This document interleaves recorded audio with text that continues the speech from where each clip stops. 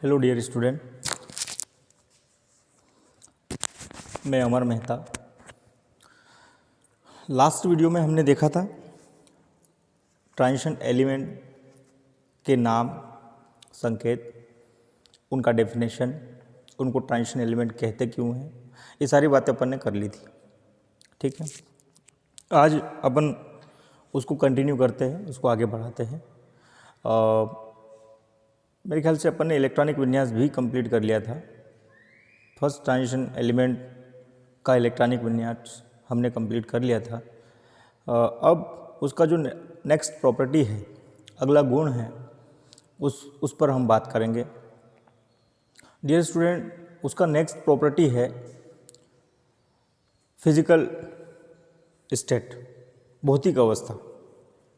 जैसे ही भौतिक अवस्था आता है, जिन्होंने मुझे पहले सुना है वो बराबर वहाँ पे चले आते, दिमाग उनका वो चले आता है कि भाई दिखते कैसे है, लिक्विड है, सॉलिड है, वगैरह वगैरह। तो मरकरी को छोड़कर सारे ट्रांजिशन एलिमेंट जो है वो ठोस अवस्था में पाए जाते हैं। उसके पीछे रीज़न भी है। उसका कारण ये है कि इनमें मेटेलिक बॉन्ड पाया जाता है, धात्विक बंध। अच्छा सर, तो ये बताओ कि धात्विक बंध क्यों पाया जाता है, ऐसा क्या है इनके अंदर कि धात्विक बंध पाया जाता है। आप लोगों ने देखा इनके अंदर n-1d ऑर्बिटल्स क्या है, पार्शियली फिल्ड, कंप्लीटली फिल्ड नहीं है। तो इनके ओवरलैपिंग के कारण, इन ऑर्बिटल की ओवरलैपिंग के कारण जो बॉन्ड बन रहा है वो है मेटेलिक बॉन्ड, स्ट्रॉन्ग बॉन्ड होता है। इसके लिए ये इसी कारण ये लोग जो है ठोस होते हैं। एस ब्लॉक के विपरीत ठोस, आघात वर्धनीय, धात्विक चमक रखने वाले होते ये लोग। क्यों होते ये वाली बातें भी अपन ने कर ली। ठीक है डियर स्टूडेंट, तो आप लोगों को बस लेक्चर को सुनना है और ध्यान सुनना है, और ध्यान सुनकर उसको क्या करना है, सेव कर लेना है कि भाई डी ब्लॉक एलिमेंट या फिर ये फर्स्ट ट्रांजिशन एलिमेंट जो है वो उनका फिजिकल स्टेट क्या होता है। उनका फिजिकल स्टेट होता है सॉलिड, ठोस। क्यों, वो वाली बात भी हमने कर ली। ठीक है डियर स्टूडेंट, अगला उसका प्रॉपर्टी है melting point and boiling point. अगला उसका प्रॉपर्टी है, सबसे पहले तो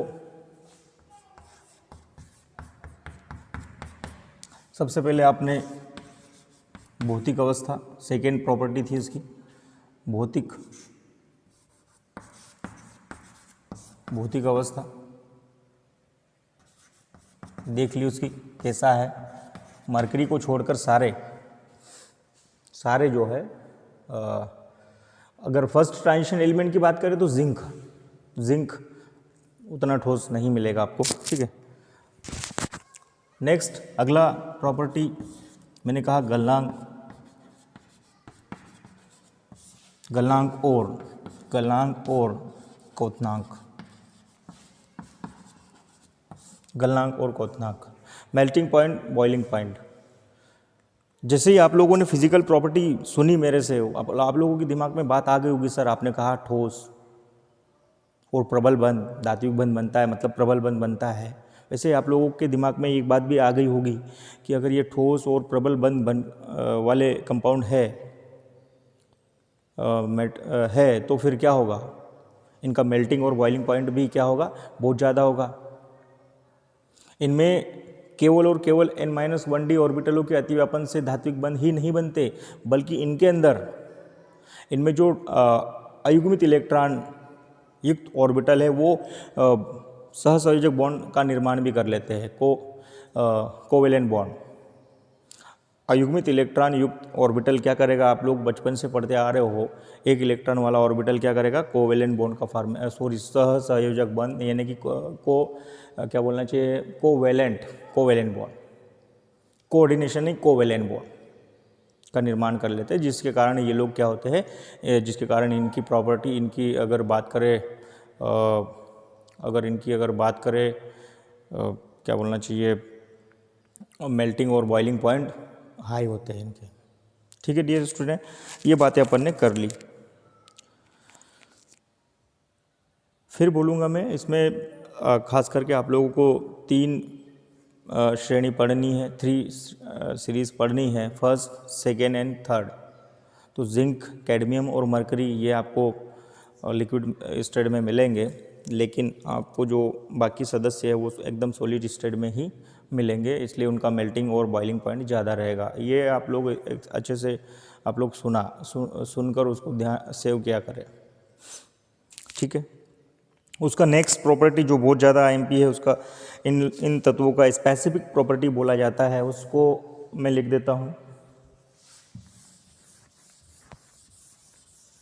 फर्स्ट ट्रांजिशन एलिमेंट का स्पेसिफिक प्रॉपर्टी, विशिष्ट गुण, अच्छा गुण,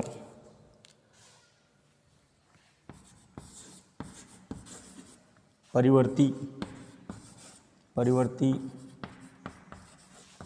ऑक्सीकरण, परिवर्ती ऑक्सीकरण अवस्था, परिवर्ती ऑक्सीकरण अवस्था, वेरिएबल ऑक्सीडेशन स्टेट शो करते हैं ये लोग। दिमाग में क्वेश्चन होगा आप लोगों की कि ऐसा क्या है सर कि ये वेरिएबल ऑक्सीडेशन शो करते हैं। मैं बताना चाहूँगा बच्चों कि इनके इनका जो क्या बोलना चाहिए, 4s के अलावा इनका इलेक्ट्रॉनिक विन्यास जब अपन करते हैं तो 4s में 2 इलेक्ट्रॉन होते हैं और वो वैलेंसी शेल होता है, लास्ट शेल होता है। उसके अलावा जो थर्ड शेल का जो डी सब शेल है, उसके इलेक्ट्रॉन भी वैलेंसी इलेक्ट्रॉन की भांति व्यवहार करने लगते हैं। कारण डी सब शेल और 4s, 3D और 4s की एनर्जी में ज़्यादा अंतर नहीं होता है। ज़्यादा अंतर नहीं होने के कारण 4s के इलेक्ट्रॉनों के साथ साथ थर्ड शेल के डी सब शेल के जो इलेक्ट्रॉन है वो भी वैलेंसी इलेक्ट्रॉन की तरह काम करने लगते हैं, व्यवहार करने लगते हैं। जब 4s से 2 इलेक्ट्रॉन जाएंगे तो +2 तो रखेंगे ही रखेंगे, लेकिन अभी मैंने कहा कि भाई 3D से भी इलेक्ट्रॉन रासायनिक आबंधन के लिए वो दे सकता है, देते भी है। तो डी से भी इलेक्ट्रॉन जाएंगे तो क्या होगा, 3+ रखेगा, फिर एक और जाएगा, डी से 2 जाएंगे तो 4+ भी रख लेगा। मैं आप लोगों को बता देता हूँ कैसे, हाउ।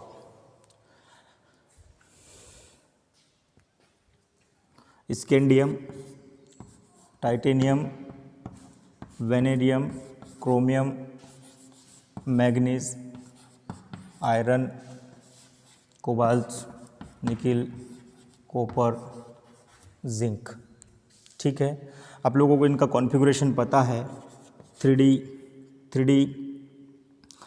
1 4s 2 ऑर्गन के बाद। अब ऑर्गन में लिखूंगा नहीं, मैं, ठीक है डियर स्टूडेंट। आप लोगों को क्या करना है, चलो लिख ही देते हैं, लिखना ही पड़ेगा। AR 3D हो जाएगा आपका 2 और 4s 2। इसका स्कैंडियम का, वेनेडियम का मैं यहाँ लिख रहा हूँ ऑर्गन 3D 3 4s 2। क्रोमियम का यहाँ लिख रहा हूँ मैं ऑर्गन 3D।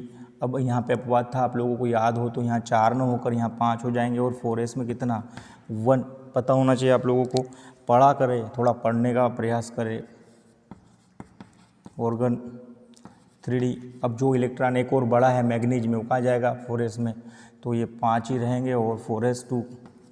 ये मतलब पूरी यूनिट में, पूरे चैप्टर में ये बातें होनी है, तो क्यों ना हम इसको अच्छे से एक बार रुक कर लिख कर अच्छे से पढ़ ही ले, ये होना चाहिए आप लोगों के अंदर। नेक्स्ट Fe 26, एक इलेक्ट्रॉन यहाँ बढ़ जाएगा तो क्या हो जाएगा बेटा, ऑर्गन के बाद में ये हो जाएगा आपका क्या, 3D 6 4s 2। यहाँ पे 7 हो जाएगा। सभी को पता चल रहा होगा, धीरे धीरे आ रहा होगा, और अच्छी बात है यदि आ रहा है तो, है ना। यहाँ पे 8 हो जाएगा, ऑर्गन 3D 8 4s 2। और यहाँ पे ये अपवाद है, कॉपर जो है अपवाद है डियर स्टूडेंट, पता है आपको। या 9 न होकर 10 हो जाएगा, 10 हो जाएगा और 4s में एक ही होगा। लास्ट इलेक्ट्रॉन जो बचा यहाँ आएगा, ऑर्गन 3d10 4s2। ये कॉन्फ़िगरेशन है। थोड़ी सी गर्मी लग रही है मुझे, उसका कारण ये है डियर स्टूडेंट कि पंखा बंद करना पड़ता है, नहीं तो वॉल्यूम बहुत आता है वो पंखे का। आप लोग परेशान हो जाओगे, सर बहुत आवाज़ आ रही पंखे की, पंखा बंद करके बनाया करे वीडियो, ठीक है।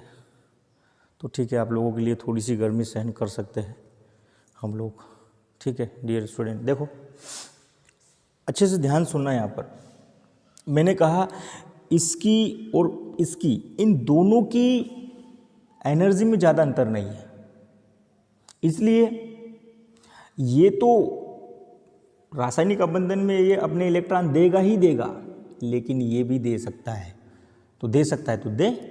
यदि यहाँ से गए दोनों तो इसका हो जाएगा +2, लेकिन इसके साथ साथ यहाँ से भी इसका भी एक इलेक्ट्रॉन गया +1, +3, एक और गया ना भाई। आप लोग एक बात ध्यान सुन लेना, जितने इलेक्ट्रॉन निकलते जाएंगे प्लस उतने बढ़ते जाएंगे, उसकी ऑक्सीडेशन स्टेट प्लस में बढ़ते ही चले जाएगी। 2 इलेक्ट्रॉन दिए +2, एक और छोड़ दिया तीसरा इलेक्ट्रॉन भी +3, एक और छोड़ दिया चौथा इलेक्ट्रॉन भी +4, एक और छोड़ दिया +5, है ना।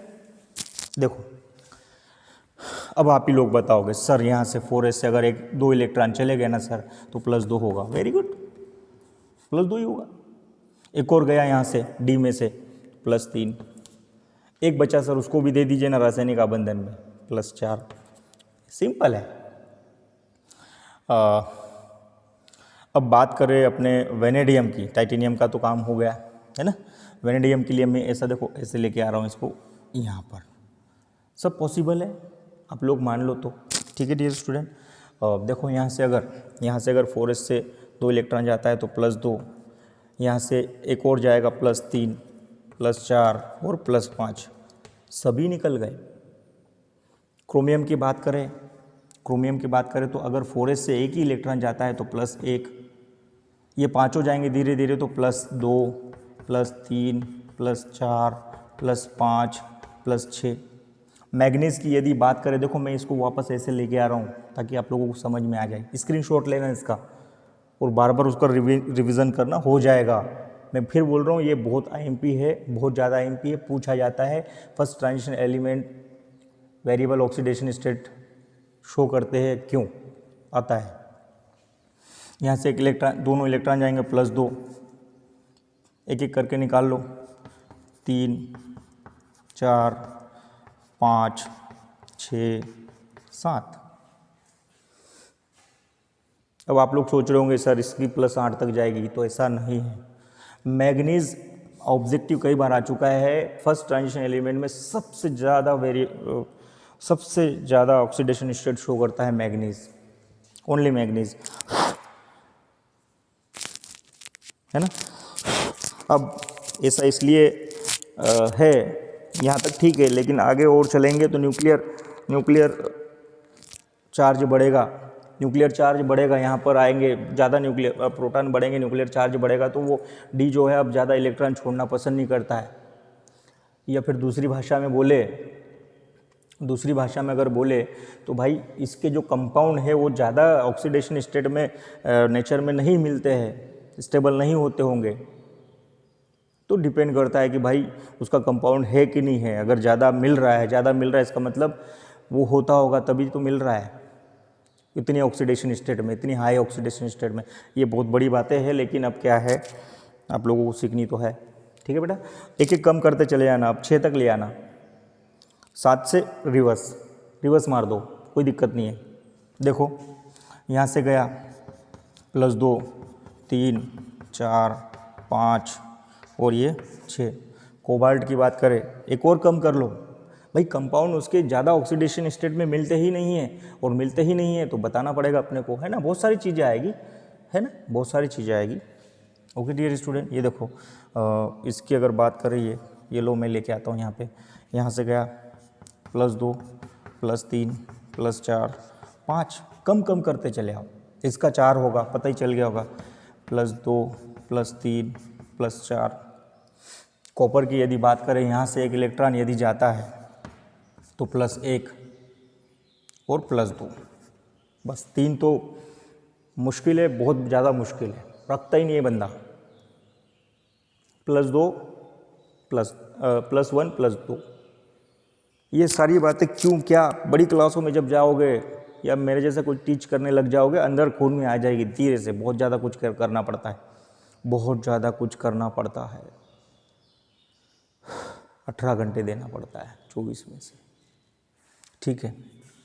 नेक्स्ट, और ये जो बंदा है जिंक, ये ओनली यहाँ से ही इलेक्ट्रॉन देता है, ये वाले इलेक्ट्रॉन नहीं देंगे। Fulfil configuration 3d10। मैं आप लोगों को एक बात बता दूँ, मैं उसको मैं कहीं लिख देता हूँ, उसको आपने सेव कर लेना। याद रखने वाली बातें हैं वो। रिक्त अर्धपूर्ण और पूर्ण विन्यास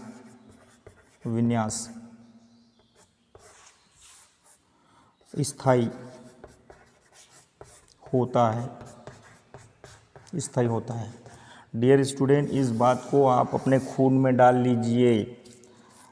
इसका उपयोग 50 बार होगा, 50 बार होगा।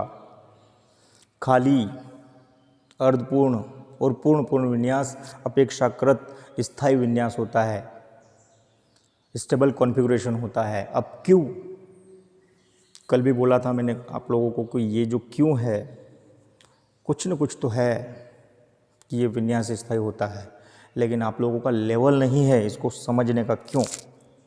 ठीक है डियर स्टूडेंट, बाकी अभी ये इसको याद रखना आपने। खाली जैसे अगर डी की बात कर लो, जैसे अगर डी की बात कर लो, डी अगर 0 है स्टेबल है, डी अगर 5 है स्टेबल है, डी अगर 10 है स्टेबल है। डी सबशेल में 10 इलेक्ट्रॉन आते हैं डियर स्टूडेंट, सब पता है आप लोगों को, सब पता है आप लोगों को, है ना। 10 यानी पूर्ण विन्यास और 5 यानी कि अर्धपूर्ण विन्यास, 0 यानी कि रिक्त विन्यास, है ना, वैकेंट विषय।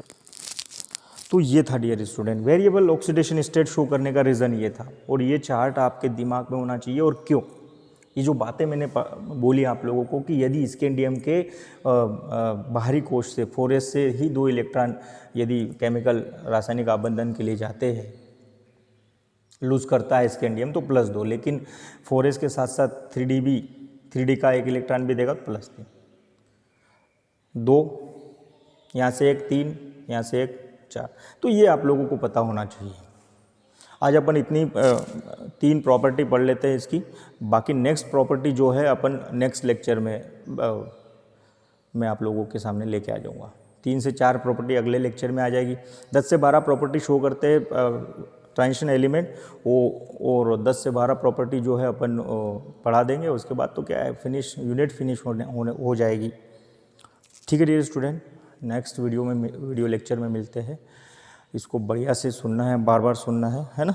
विडमेट ऐप होता है जो कि आपको प्ले स्टोर में नहीं मिलेगा, उसको गूगल से वहाँ पे ढूंढ कर उसको सेव कर लेना। HD अच्छा वीडियो डाउनलोड करना, अच्छा बढ़िया सा, और उसको प्लेयर होता है, वीडियो प्लेयर, उसमें जाकर सुनना तो थोड़ा अच्छा रहेगा। डायरेक्ट जो लिंक भेज रहा हूँ मैं उसमें डायरेक्ट यूट्यूब पे देखोगे अच्छा नहीं रहेगा, क्वालिटी उतनी अच्छी नहीं है। शुरुआत है, मुझे भी कुछ टेक्निकल प्रॉब्लम आ रही है, कुछ प्रॉब्लम मुझे भी आ रही है, नहीं हो रहा है मेरे से, हो जाएगा बस धीरे से। मैं अब इस फील्ड में आ गया हूँ, ऑनलाइन यूट्यूब में वीडियो डालना है मुझे, तो मैं कर लूँगा, सारी चीज़ें कर लूँगा। बस शुरुआत है, 8-10 दिन में बहुत ज़्यादा फिनिशिंग होगी, टीचिंग वो भी, क्योंकि फीलिंग अंदर से आना, बच्चे रहते तब अलग होती है, खाली कैमरे के सामने फीलिंग उतनी नहीं आ पाती है। बच्चे सामने रहते तो फुल फीलिंग आती है, सारी चीज़ें क्लियर होती है, लेकिन जब आप लोग हमारे सामने नहीं हो तो थोड़ा सा बाकी कुछ चीज़ें मिस होती है, होने की संभावना है, बाकी हम नहीं होने देंगे, प्रयास करेंगे। आप लोगों को मैं थैंक यू बोलना चाहूँगा मेरे वीडियो को देखने के लिए। Thank you so much.